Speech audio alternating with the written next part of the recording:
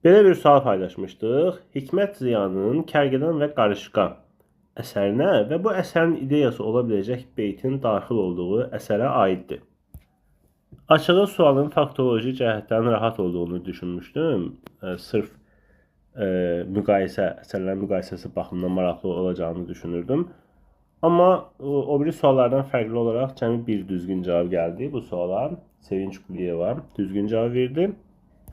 İlk növbədə buradakı 5 beytdən hansının Kərgədan və Qarışqa əsərinin ideyası ola biləcəyinə baxaq. İnanın bu il bizə bir hikmət söyləyim mən, öz yurduna sığınmaq yeydir, yəni yaxşıdır, sarsaq ölümdən. Qurd və İlbiz əsərindəndir. Amma bu əsərin ideyası ola bilməz. Qarışqanın orada öz yurduna sığınması sarsaq ölümdən yaxşı oldu. Belə bir şey yoxdur. Çünki o düzdür. O ölüm məsələsi var idi. Lağım atıb çıxdı oradan. Amma lağım onun yuvası deyildi ki. Oradaca bir lağım atdı, çıxdı. Deməli, birindən işimiz yoxdur.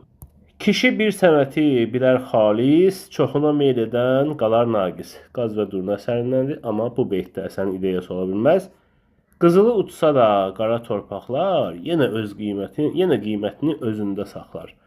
Vaqif əsərindəndir. Bu da ideya sayıla bilməz. Onu da götürmürük. Boyun böyüklüyü deyildir gərək. Hümmət böyük olsun. Bir də ki, ürək.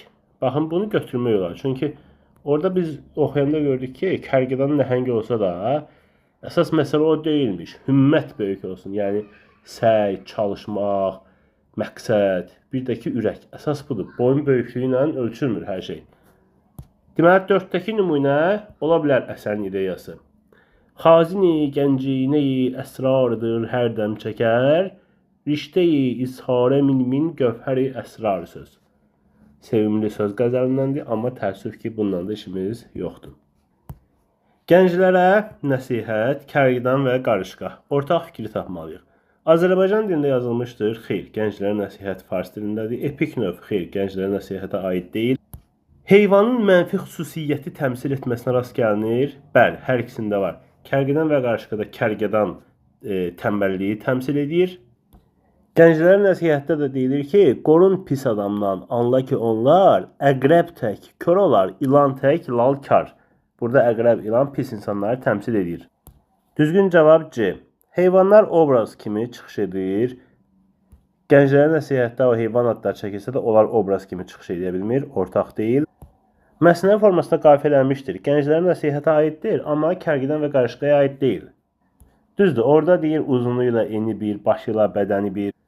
Bunu götürmək olar, amma o birisi hissələr görürük ki, sərbəst formada qafiyələnib, məsnəvi formasında yoxdur.